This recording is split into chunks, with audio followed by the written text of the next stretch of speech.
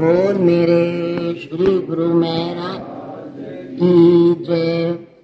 परम संत श्री कबीर साहब जी फरमाते हैं, शक्कर फैली रेत में गजमुख चुन न जाए, चींटी बनकर बीन ले मजे मजे से खाए। जैसे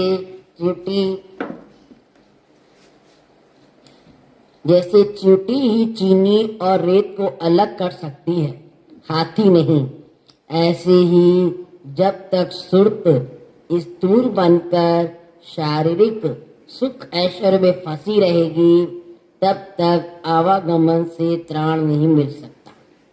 आत्मा सूक्ष्म सत्ता है, इसलिए सुर्त को सूक्ष्म चींटी बनाने से ही ब्रह्मांड का मार्ग ज्ञात होगा।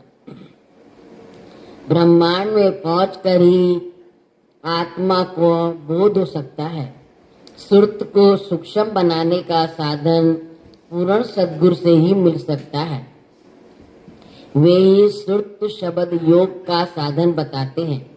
आत्मा तथा शरीर का अलग अलग रहस्य उसी साधन से ही ज्ञात होता है, जिससे जीव जन्म जन्मांतरों तक 84 लाख योनियों से छुटकारा पा सकेगा।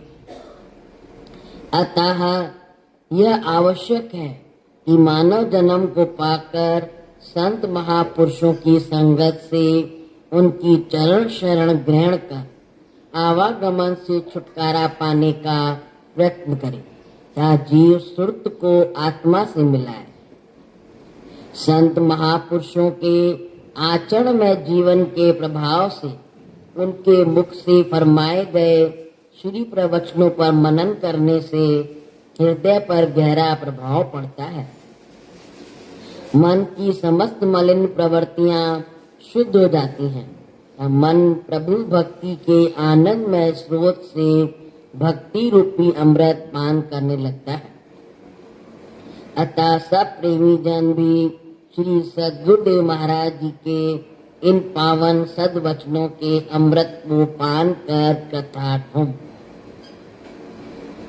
श्री श्री 108 श्री स्वामी वैराग्य आनंद जी महाराज। दोहा। कोटन कोट वंदना दंडवत बारंबार, तृतीय रूप में प्रकट हुए श्री सद परमहंस अवतार। प्रेम भंडारी सतगुरु प्रेम स्वरूप सुहाय, अनुपम सुख से भर दिया प्रेम अमीय बरसाए। सेवा भक्ति नाम का खोल दिया भंडार, भ्रमर बने प्रेमी हृदय पाकर करुणागार। पुष्प वृष्टि कर देवगण दिव्य हुई झंकार, चौखंटी यशोगान की गूंजी जय जयकार। तमसो मां ज्योतिर्गमय, अंधकार से मुझे प्रकाश की ओर ले चलो। भारत के पावन उच्च सिद्धांत अनुसार प्रकृति सुव्यवस्था करती है।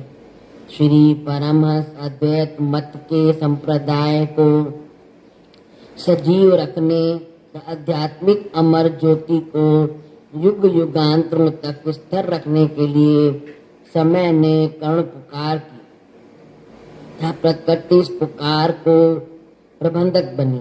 युग देश काल व परिस्थिति के अनुसार सर्वगुण संपन्न निष्काम परमवीर योगी प्रेम के आधार संत स्वरूप में श्री सद्गुरुदेव महाराज जी श्री तीसरी पातशाही जी के दिव्य स्वरूप में अवतरित होने का प्रकृति ने संदेश दिया। जब जब भी विलक्षण विभूतियों का प्रादुर्भाव हुआ, उन्होंने देश काल परिस्थिति के अनुसार समय पर अपना रूप प्रकट किया था, अद्भुत कार्य कर दिखाए। मेघ के समान परोपकार कर जन जन को मुदित किया। श्री श्री 108 श्री स्वामी वैराग्य आनंद जी महाराज श्री तीसरी पातशाही जी भी उन्हीं विभूतियों में से एक थे। परमार्थ के उन्नायक हृदय सम्राट महाराज धीराज, प्रेम के जाज्वल्य भास्कर श्री तृतीय पातशाही जी के स्वरूप में अवतरित हुए। आपने आर्त विकल दुखी जीवों पर ऐसी प्रेम वृष्टि की जिससे सर्वसाधारण जन भी कृतार्थ हो गए। आपकी प्रेम भक्ति अनूठे रूप में सबके सम्मुख आई।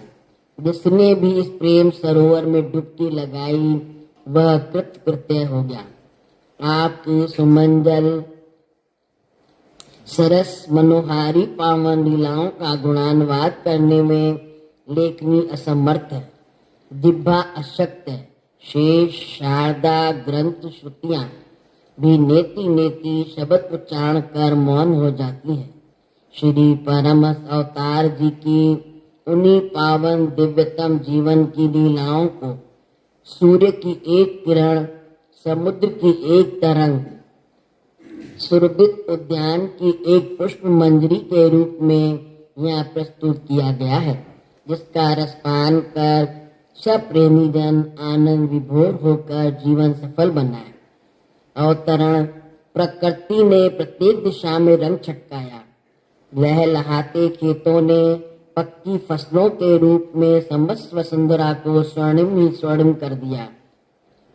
अमराइयां पर कोकिला ने मीठे स्वर से राग अलापे।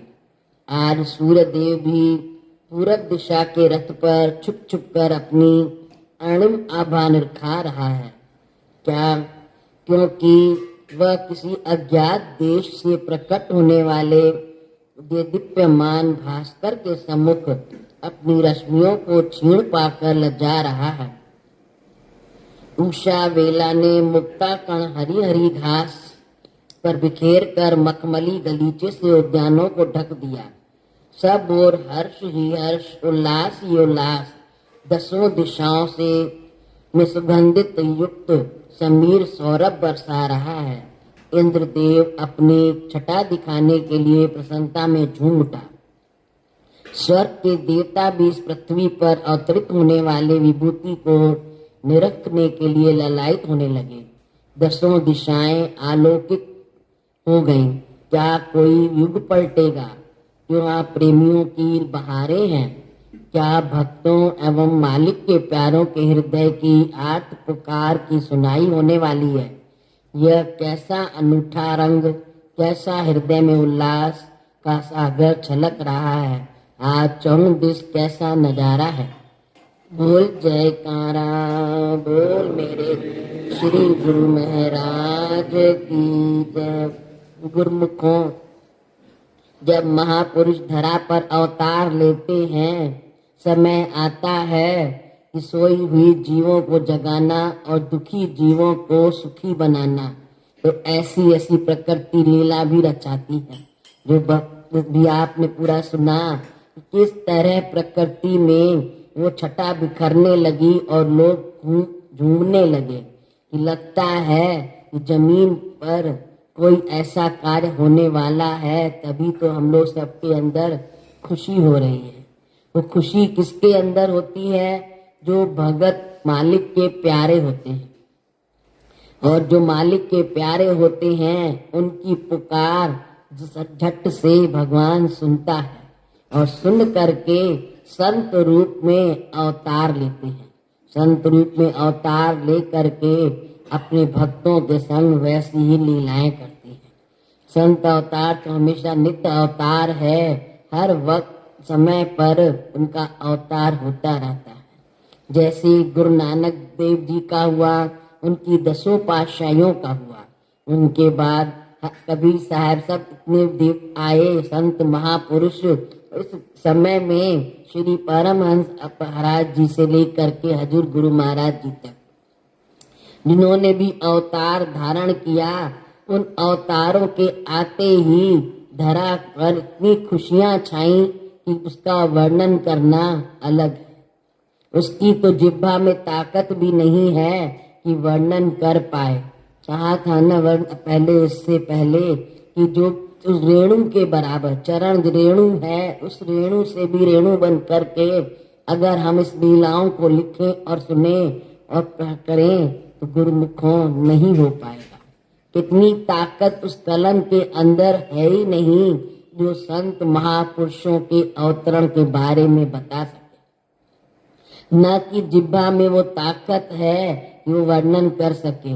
ये तो उस तरह है जैसे गूंगे का गुड़। आप खाएंगे तभी मुस्कुराते चले जाएंगे, आपके अंदर वो खुशी प्रकट होगी, न कि दूसरे के अंदर।